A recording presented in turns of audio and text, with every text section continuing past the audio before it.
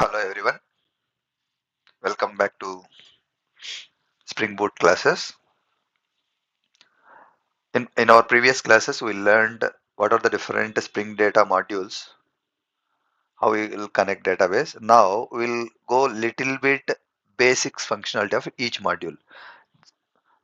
To learn that, just I asked ChatGPT very few basic questions.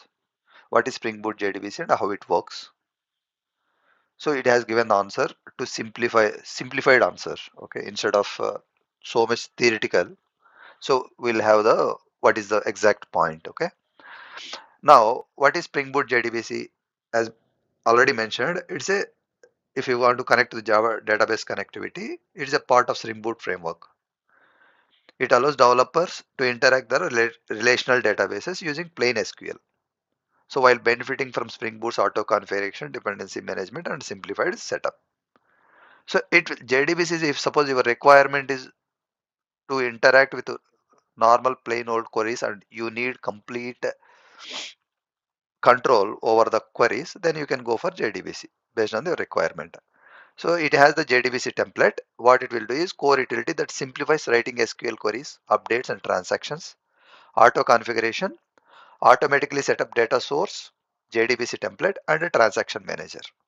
No ORM, database support, easily connect to MySQL, Oracle, PostgreSQL and different databases.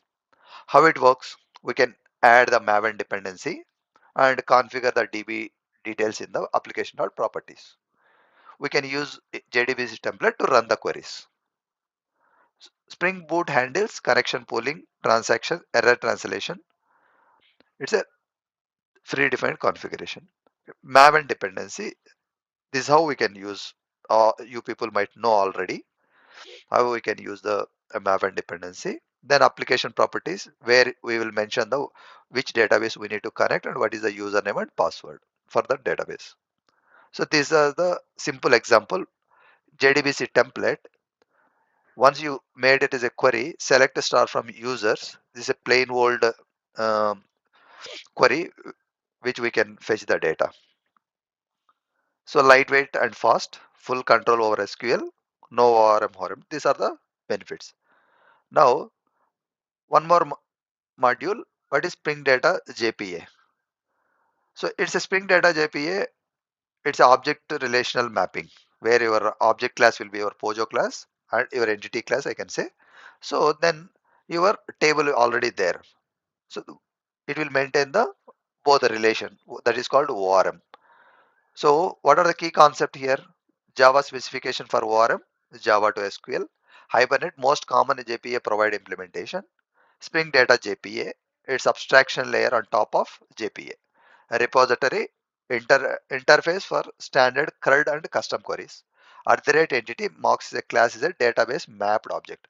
Now we want to connect, map how we will connect. If you mention at the rate entity, Spring Boot identifies that it's a object relational mapping class. We need to connect to particular table.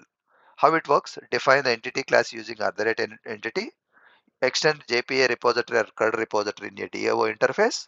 Spring auto generates all CRUD operations. CRUD operation create, read, update, delete is called as a CRUD operations. Use this Hibernate by default to handle database interactions. Same way, Maven dependency, we can use data JPA. Now we are connecting to H2 database, we can use that. Example, entity class. So ID is a primary key and a name. So how we use user repository extend JPA repository.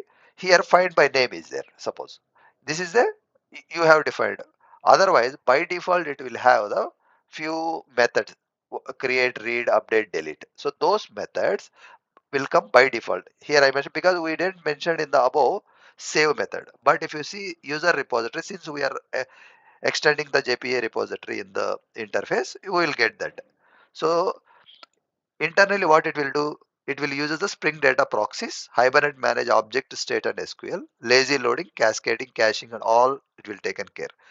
These are the benefits. What are the benefits? It's reduced bipolar rate code and you can use query by using method names, full ORM features, relationships, lazy loading, transactions integrated with Spring Boot auto configuration. These are the high level of these two modules.